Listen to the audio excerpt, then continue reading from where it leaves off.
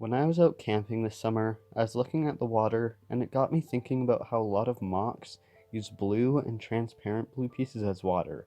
But in reality, most water is not blue, but clear or reflective. With that in mind, I decided I would try to build a MOC with clear instead of blue water. I came up with the design of a dock sticking out of a wall with a building across a short path. This was partially inspired by Venice and its canals and the buildings right up to the water.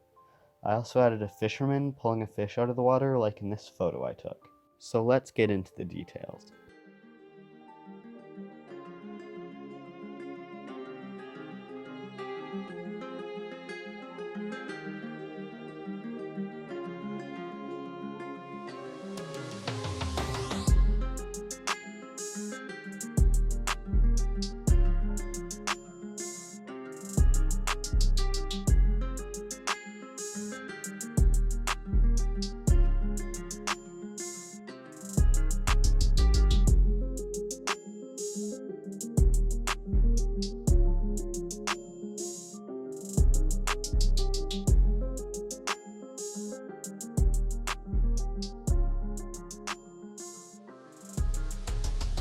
Starting with the base of the MOC and the sand at the bottom of the body of water.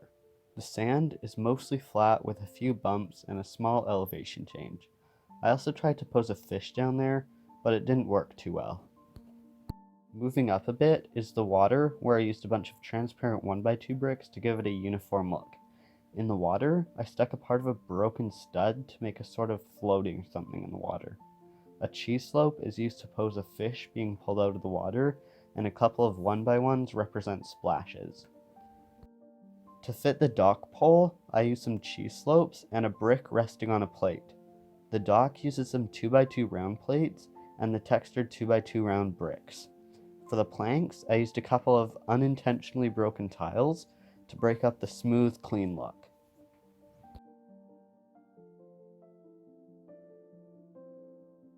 The fisherman is posed on a jumper plate and holding a custom fishing rod I made with a lance, a rubber band, and a couple of 1x1s.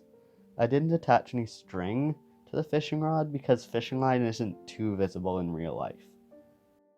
The wall has some brick patterning, and I used a bunch of brackets to get the right shape, including raising the wall slightly by half a plate over the path. The path is dark tan, and I used some wedge plates and tiles to break up an entirely studded or smooth look. Speaking of wedge plates, check out this trippy design I came up with. If you connect wedge plates by the ends like this, they can make a straight line. However, if you take some of a different size and do the same thing, they can line up. And it's weird because these two parts do not have the same angle, yet they make a seemingly straight line together. Anyways, up to the building now. It's inset into the ground by one plate to make it look more integrated, and it also helps keep the door in place. The door is made with a bunch of round tiles to look like wooden slats and has some gray to surround it.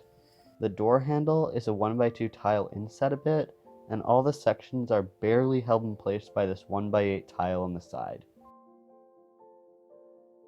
The house is made of light yellow, and the top has some windows and a flower box. Finally, to cap it off, there are a couple of old gray plates. In all, this MOC didn't turn out exactly as I'd planned, but then again, they rarely ever do. This MOC was more of a study in the water techniques and the overall style and aesthetic. Back on the topic of water, I don't know, I think it was the right choice for this build, but it would be better if it was thinner.